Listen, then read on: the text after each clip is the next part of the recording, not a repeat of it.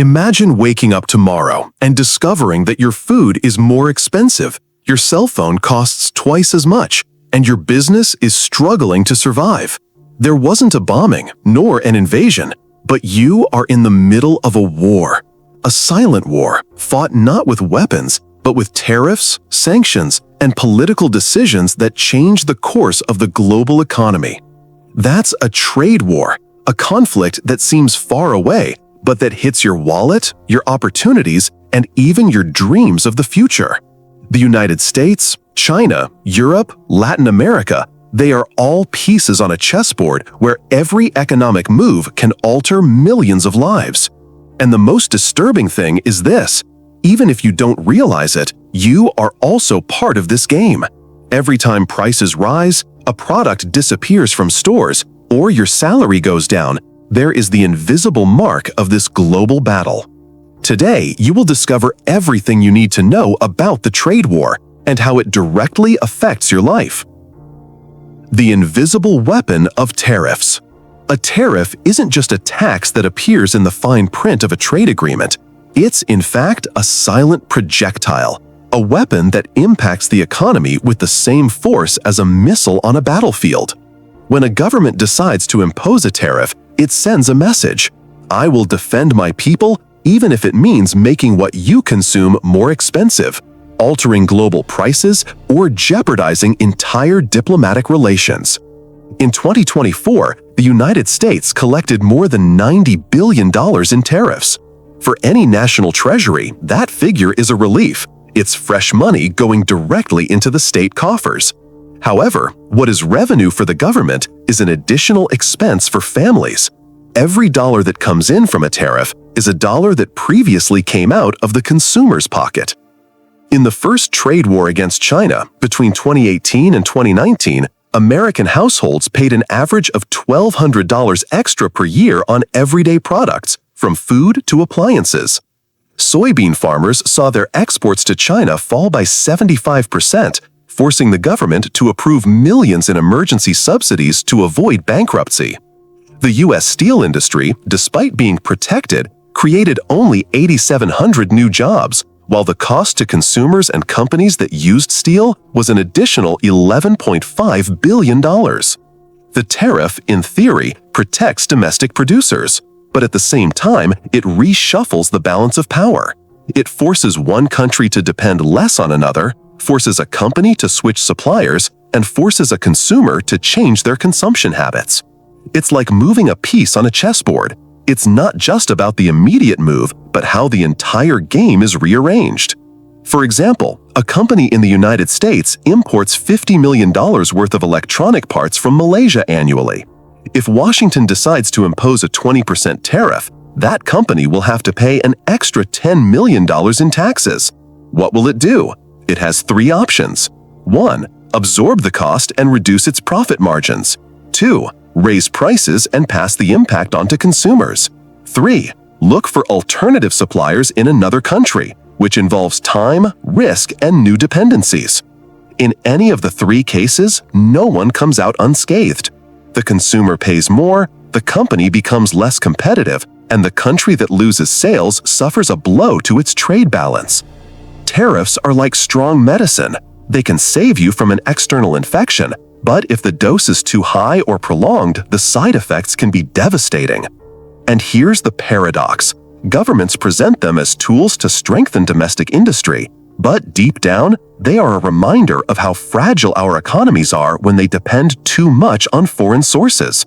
If each country protects itself with economic walls, what remains of the free trade that for decades was the engine of globalization? The mirage of protectionism. Governments often repeat a reassuring-sounding narrative. If we close our borders and apply tariffs, we will be protecting our people's jobs. And apparently, they are right. In the short term, protectionism can seem like a warm blanket on a cold night. It provides shelter, security, and calms those who fear losing their jobs to foreign competition. But that blanket can also become a prison. Because when industries get too comfortable, they stop innovating, competing, and reinventing themselves. The domestic market becomes an artificial refuge where the urgency to improve is diluted.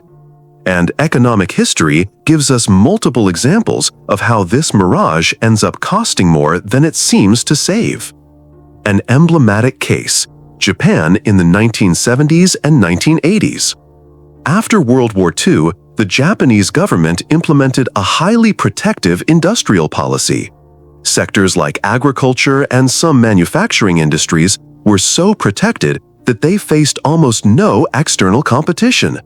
The result? More expensive products for Japanese consumers, companies that took longer to adapt to global dynamics, a sense of security that, over time, turned into weakness. Meanwhile, sectors that were exposed, such as the automotive and technology industries, were forced to compete with foreign giants. And that's where the difference arose. Toyota, Sony, and Panasonic didn't become big because they were protected, but precisely because they had to fight in tough markets, where one mistake could cost them their lives. The mirage of protectionism didn't only occur in Japan. In India, during the 1960s and 1970s, the license Raj policy restricted the entry of foreign products. This gave local companies a temporary respite, but also delayed the country's modernization by almost 20 years. In Latin America, so-called import substitution industrialization in countries like Argentina and Brazil strongly protected domestic industries. In the short term, it created jobs, but in the long term, many products were more expensive and of lower quality than those of their international competitors, which led to inflation and a loss of competitiveness. What is presented as protection can actually become a confinement, an invisible confinement that keeps industries comfortable but unable to play in the big leagues. Imagine an athlete who always trains in an air-conditioned gym, without rivals, without real effort. When he finally has to compete in a packed stadium with heat, pressure, and relentless adversaries, he discovers he was never prepared. The same thing happens to an economy that lives too long under the protection of protectionism. According to the World Trade Organization, countries that maintain prolonged protectionist policies typically have GDP growth 1 to 1.5 percentage points lower than those that rely on open markets. Over a decade, that difference means millions of lost jobs and a lag in technological innovation that is impossible to recover. That's why the big question isn't whether protectionism protects, but rather how much a country is willing to pay for that apparent protection. And here I want to invite you to something more personal. Reflect. How many times in your life have you preferred security over the risk that would make you grow? If you feel it inside, write in the comments, "I accept success and happiness in my life." Because true wealth isn't born from walls, but from the courage to open doors. The consumer, the great unknown soldier. In every trade war, there are visible armies, manufacturers, governments, and ships loaded with containers. But there's also a silent front where the true cost is decided: the consumer's table.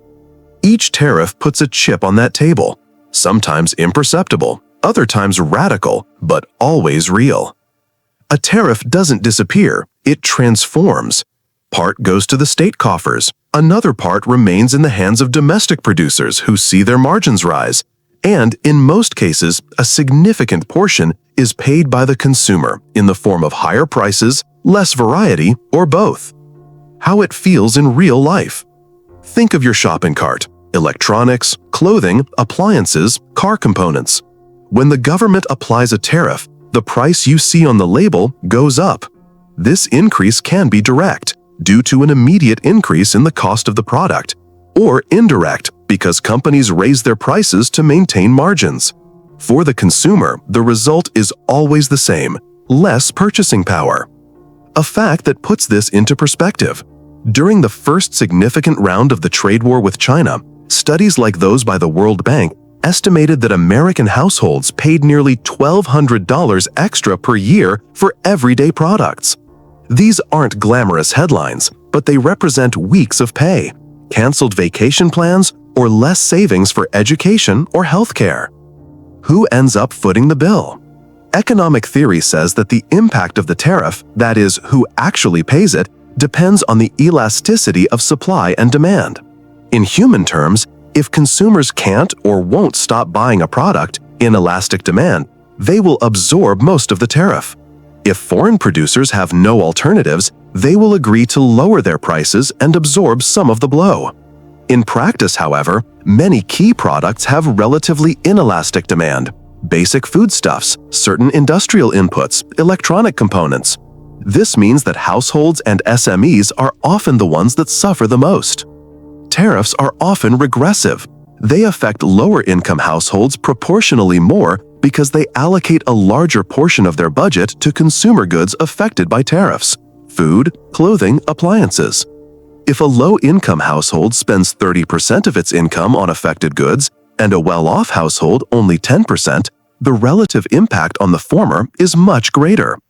Economically, tariffs generate three effects on aggregate welfare. 1. Transfer. Part of the consumer surplus becomes producer surplus or tax revenue. 2. Direct loss for consumers. Lower consumer surplus due to the higher price. 3. Deadweight loss. Two triangles representing transactions that no longer occur and from which no one wins. These losses are those that do not appear on public balance sheets, but they do appear in the lower quality of life and lower potential growth. Simply put, a portion of welfare disappears forever. It does not go to manufacturing or to the treasury. It disappears in the friction that tariffs introduce into the market. During the recent tensions, products that were previously inexpensive became more expensive, from automotive parts to certain processed foods. Companies that relied on imported inputs saw their costs rise and passed those costs on to consumers.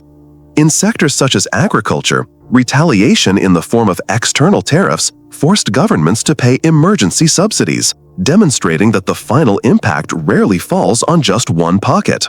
What can the consumer do and why it matters to understand it?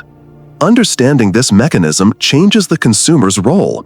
They cease to be a passive victim and become an actor who can anticipate. Information is power. Understanding which products are at risk, how to diversify personal suppliers, buying local or regional alternatives, or simply making smarter savings decisions lessens the impact. Furthermore, public pressure and informed voting can influence more balanced policies. The domino effect of retaliation. In the global economy, no move goes unchallenged. Tariffs act like stones thrown into a lake. The initial impact seems localized, but the ripples soon expand to reach shores we never imagined. When a country decides to impose a tariff, a domino effect is almost always triggered. The message it sends is simple but powerful. If you charge me, I'll charge you back. If you close your doors, I'll close mine. And that logic turns trade diplomacy into a chain of retaliation where no one really wins. The paradigm case, the United States and China, 2018. The so-called trade war between the two largest economies on the planet left lessons that still weigh on markets today. Washington imposed tariffs on more than $360 billion in Chinese products. Beijing responded with tariffs on more than $110 billion in U.S. goods. The result was not a clear winner, but rather a global shock. American farmers saw soybean exports plummet. In 2017, China purchased nearly 36 million tons of U.S. soybeans. In 2018, that figure fell to less than half. Thousands of producers were stuck with surpluses that no one wanted. Global supply chains were disrupted. Companies like Apple, which depend on assembly and parts in Asia, had to rethink operations, increasing their costs. Financial markets experienced months of extreme volatility. In the second half of 2018 alone, global stock markets wiped out trillions in market value, reflecting investor fear. The logic of retaliation not only makes products more expensive, but also increases uncertainty. And uncertainty in economics is an invisible tax. It slows investment, paralyzes decisions, and erodes confidence. Companies stop expanding because they don't know if their inputs will cost 20% more tomorrow. Consumers hold back on large purchases because they fear losing purchasing power. And governments end up spending more on subsidies and bailouts for sectors hit by cross-retaliation. In the US case, the government itself had to allocate $28 billion in agricultural aid between 2018 and 2019 to compensate affected producers, a figure that, paradoxically, exceeded what was expected to be gained from some of the tariffs applied. The domino effect of tariffs is not only economic, it is also emotional. It generates distrust between countries, erodes diplomatic relations, and opens the door to broader geopolitical tensions. What begins as a tax on a product can end up as a psychological wall between nations. And here is the final paradox. In a war of retaliation, even when a country thinks it is winning, its citizens and businesses are often losing. China, the giant that learned to play. For decades, the world viewed China as the planet's cheap factory. Millions of products bearing the Made in China label flooded global markets, but always with the idea that it was about low-cost manufacturing, volume, not innovation. However, that perception has changed radically. Today, China not only manufactures more cheaply, it leads strategic sectors that define the future of the global economy. This was no accident. China's advance responds to a clear and calculated strategy: massive subsidies. The government allocated billions of dollars to support industries considered key. In renewable energy alone, state investments exceeded $280 billion in 2022, more than the entire European Union combined. Long-term planning. The country developed programs such as Made in China 2025, which defined 10 priority sectors, from robotics to electric vehicles. Industrial discipline. While in other countries, policies change every 4 years, in China, the vision transcends generations. In 2023, BYD surpassed Tesla in global electric car sales, reaching more than 3 million units, with prices up to 30% lower than its Western competitors. In solar panels, China produces more than 80% of the world's capacity, giving it strategic control over the global energy transition. In lithium batteries, Chinese companies account for nearly 60% of global production, securing their place at the heart of electric mobility. Paradoxically, the trade war with the United States didn't weaken China, it strengthened it. When Washington imposed tariffs on Chinese products in 2018, many thought the Asian giant would be forced to back down. But the opposite happened. Chinese companies learned to diversify, seek new markets, and accelerate innovation. While they previously exported primarily to the United States, after the tariffs, they strengthened their presence in Europe, Africa, and Latin America. And instead of competing solely on price, they began to compete on technology. It's as if a boxer, upon receiving an unexpected blow, found in that impact the energy to train harder, move faster, and attack with more precision. Today, China is not just a player in international trade, it's a player that defines the rules of the game. Its influence in solar energy, electric cars, and battery supply chains gives it a power comparable to that of oil in the 20th century. Whoever controls clean energy will control a large part of the economy of the future. And in that game, China has shown that it has learned to play with strategy, patience, and vision. In life, sometimes the blows we receive don't stop us, but rather force us to grow faster than we thought. If you feel it inside, write in the comments, "I accept success, money, and happiness in my life." Because true greatness doesn't emerge in easy times, but in the challenges that push us to reinvent ourselves. The United States strikes back with semiconductors. In the 21st century economy, true gold doesn't glitter. It's measured in nanometers. Semiconductors, those tiny silicon chips invisible to the naked eye, are the beating heart behind every smartphone, every electric car, every satellite, and artificial intelligence system. Without them, the modern world would simply grind to a halt. The United States knows this, and that's why, in recent years, It has decided to use chips as a strategic weapon. Just as oil defined 20th century geopolitics, semiconductors define 21st century geopolitics. The difference is that they are not extracted from wells, but from ultra-technological factories called fabs, where each process requires colossal investments.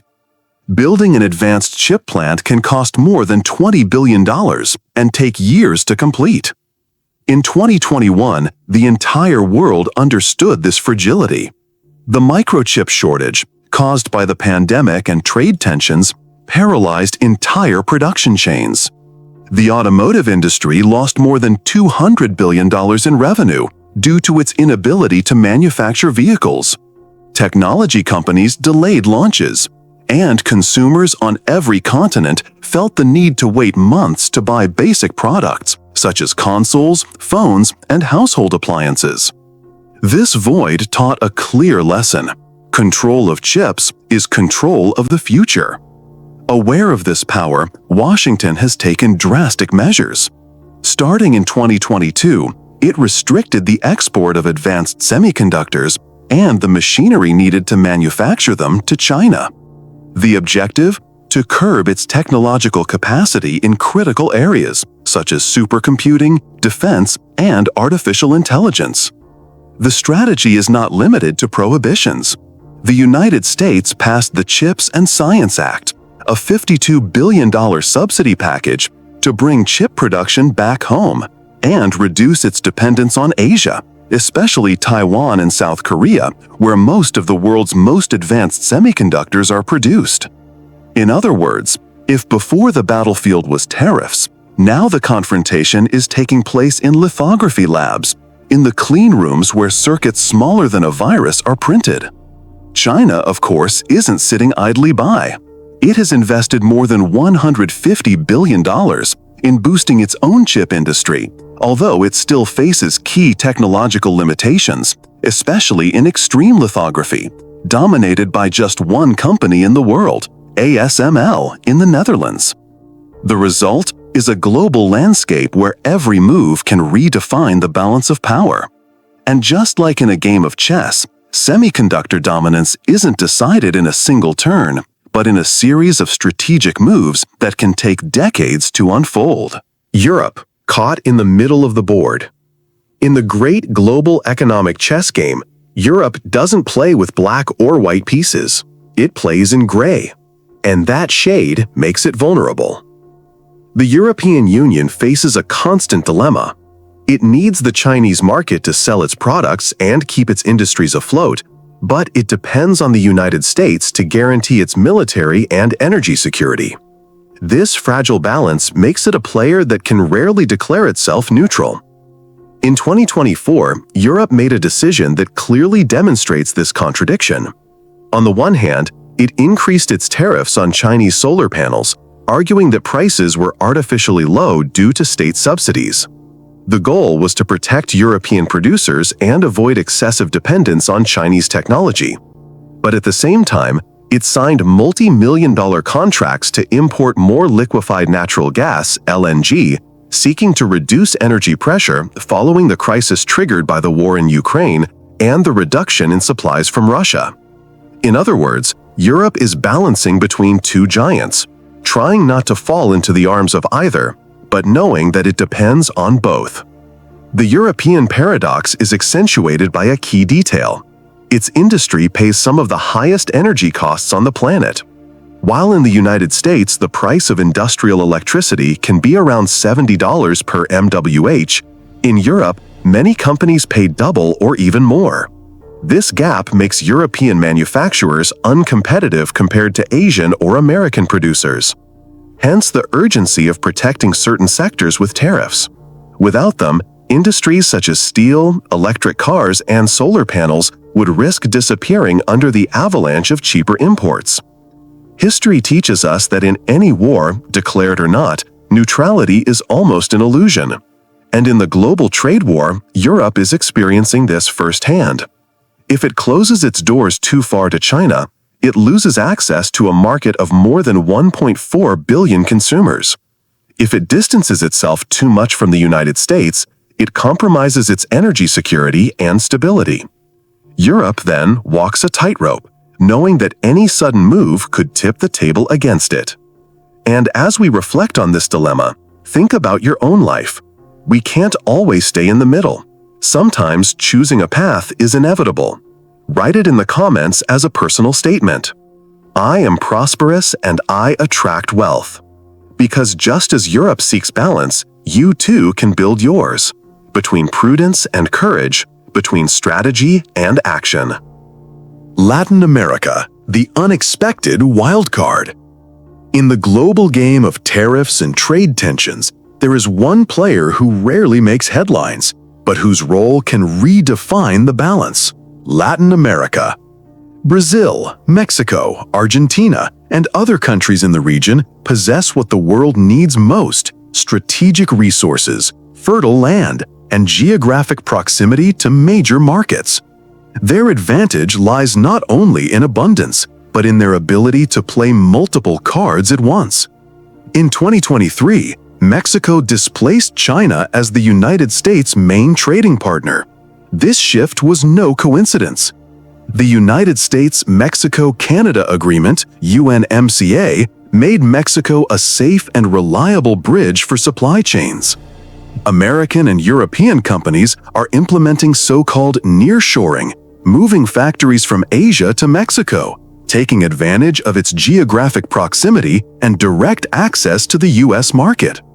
As a result, bilateral trade between Mexico and the United States surpassed $800 billion in 2023, consolidating a strategic relationship that goes far beyond manufacturing.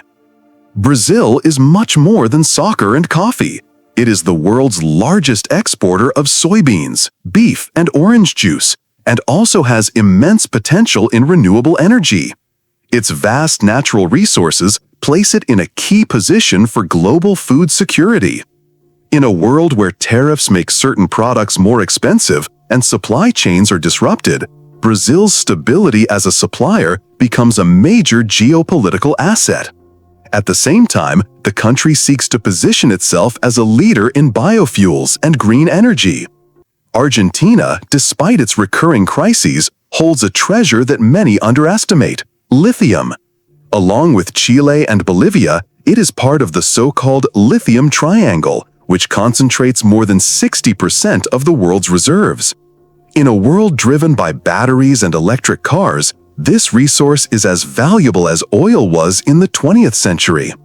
If the region manages to industrialize part of this chain and not limit itself to exporting raw materials, Latin America could become a decisive player in the economy of the future. Latin America is the unexpected wild card. When the United States seeks to reduce its dependence on China, it turns to Mexico and Brazil.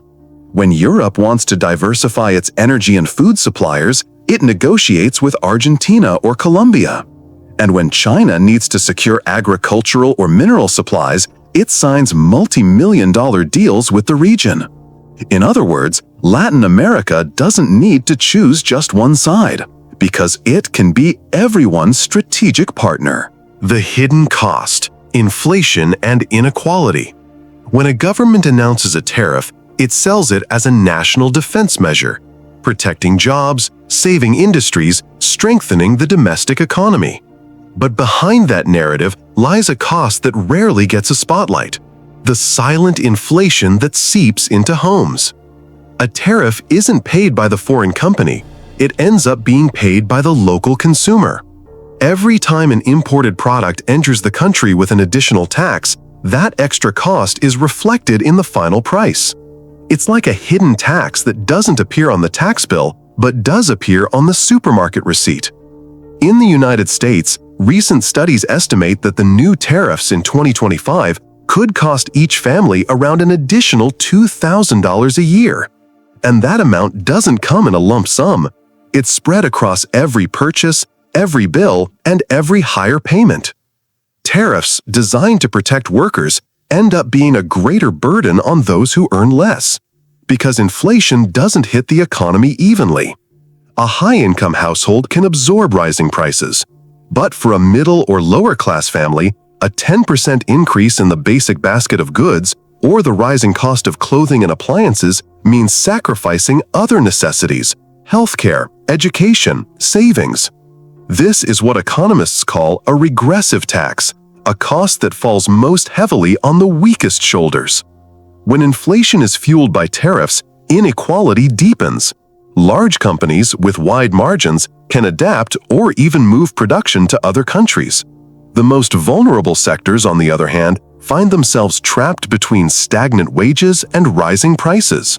The result? More social tension, less economic mobility, and a growing perception that the promise of globalization has been broken. In every trade war, not everyone fights with the same weapons. Some enter with shields and spears, others barely bare-handed. And that's what's driving inequality soaring. While some see opportunities in market reconfiguration, others feel that every month is a battle for survival. Who really wins a trade war?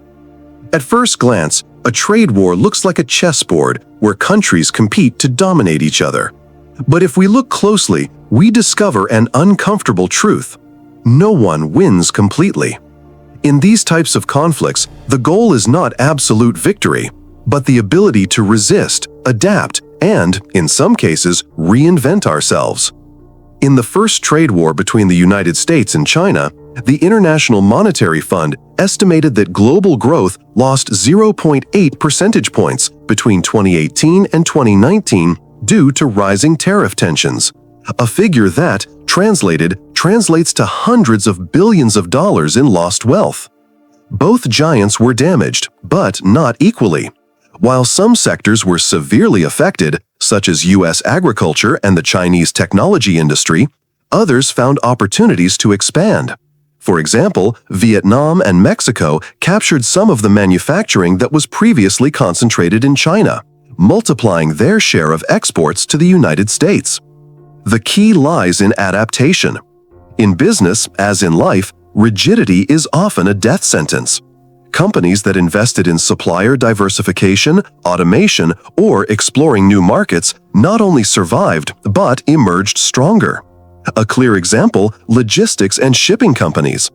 During the most tense years of trade wars and the pandemic, their revenues soared by up to 200% because the fragmented world required more routes, more ships, and more solutions to connect points previously taken for granted.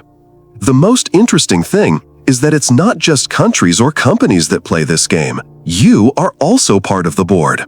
Understanding how trade flows work, how policies impact prices, and how supply chains are transforming gives you an advantage.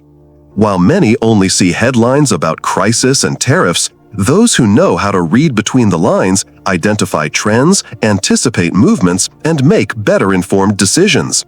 In a world where information is power, financial education is the true shield. In the end, the trade war isn't just about nations, but about how each person chooses to face uncertainty. Some see it as a wall, others as a springboard. Therefore, I want to invite you to leave a quote in the comments that connects with this idea of transformation. I accept success and happiness in my life. Write it down, because it's not just about watching giants clash, but about remembering that, even in the midst of this battle, you can build your own victory. The trade war is more than economics. It's a mirror that shows us how power, ambition, and survival work in the 21st century. We may not be able to control tariffs, but we can control how we interpret the world. If this resonated with you, it's because you're ready for the next message. Subscribe and join me on this journey.